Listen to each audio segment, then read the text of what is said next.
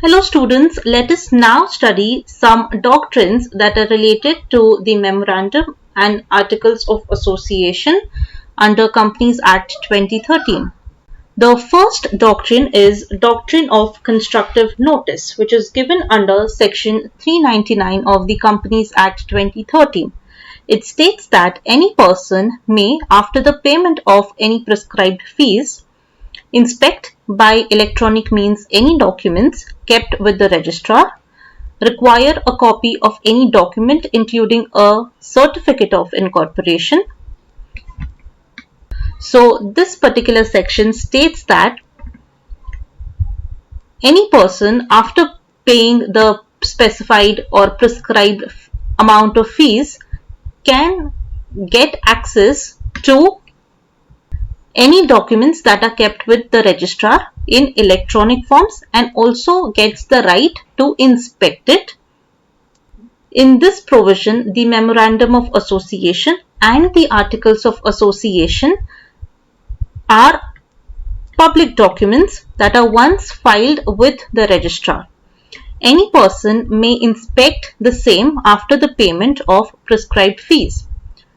So, under this doctrine, that is Doctrine of Constructive Notice, it presumes that every person has the knowledge of the contents of the Memorandum of Association and the Articles of Association and every other document such as special resolutions,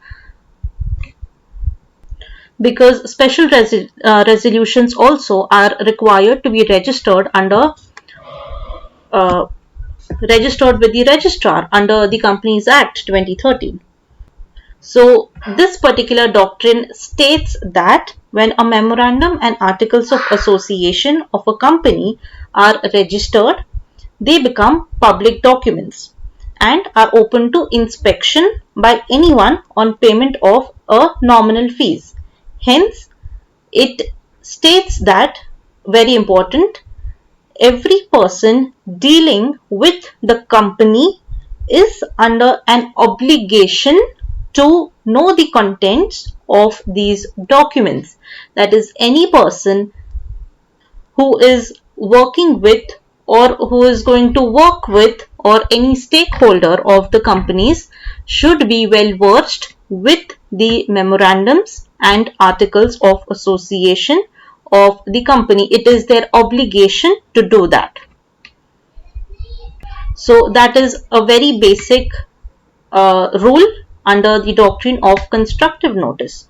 Moving on to the next doctrine, that is Doctrine of Indoor Management. Now, where the previous doctrine, that is Doctrine of Constructive Notice, puts the responsibility on the stakeholders or any persons dealing with the company to be aware or to be, well versed with the articles and memorandum of association. In this particular doctrine of management, it is exactly opposite of it. Under this doctrine of indoor management, it states that the articles of the company provided for the borrowing of the company of the bonds, which is required a resolution to be passed in the general meeting. The directors did acquire the loan but failed to pass the resolution, and the repayment of loan is defaulted and the company was held liable. The shareholders refused to accept the claim in the absence of the resolution, held that the company shall be liable since the person dealing with the company is entitled to assume that there has been necessary compliance with regards to the internal management. This simply means that while a person dealing with the company are presumed to have read the public documents and understood their contents and ascertain that the transaction is not inconsistent therewith, they are entitled to assume that the provisions of the articles have been observed or followed or complied with by the officers of the company. It is no part of the duty of an outsider to see how the company carries out its own internal proceedings or indoor management. He can assume that all is being done regularly. Therefore, the doctrine of indoor management imposes an important restriction on the scope of doctrine of constructive notice. While the doctrine of constructive notice seeks to protect the company against the outsiders, this principle of indoor management operates to protect the outsiders against the company. So that is doctrine of indoor management. Now again, there are certain exceptions to it, that is exceptions to the doctrine of indoor management. Let us study each one of it in detail. So the first exception is knowledge of irregularity. The rule does not protect any person who has actual or constructive notice of the want of authority of the person acting on behalf of the company. Secondly, no knowledge of articles.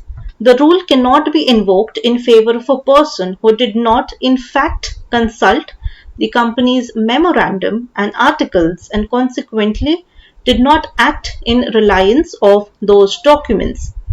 That is, if the person just blindly, without having knowledge of articles, gets into the contract with the company, in that case, doctrine of indoor management cannot protect the outsider. Third is negligence of or unusual transactions. If an officer of a company acts in a manner which could not ordinarily be within his powers, then the person dealing with him must make a proper inquiries and satisfy himself as to the officer's authority. If he fails to make inquiry, he cannot rely on this particular rule.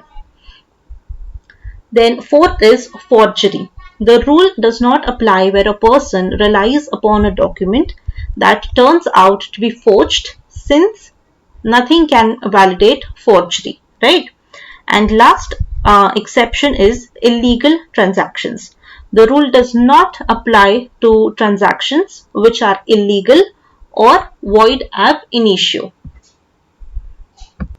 So yes, students, these are certain doctrines associated with the articles and memorandum of association. With that, we complete our concept of articles of association and memorandum of association. I hope you understood it. Now, with that knowledge, let us compare articles of association and memorandum of association. That is how they are different from each other. So the first point under memorandum of association is that it is the fundamental document, that is, it is the charter of the company. Whereas articles of association is a subordinate document which is internal or which relates to the internal affairs of the company. Then memorandum prevails over articles, and articles cannot override memorandum of association. Memorandum of association cannot be amended retrospectively, as though articles can be amended retrospectively.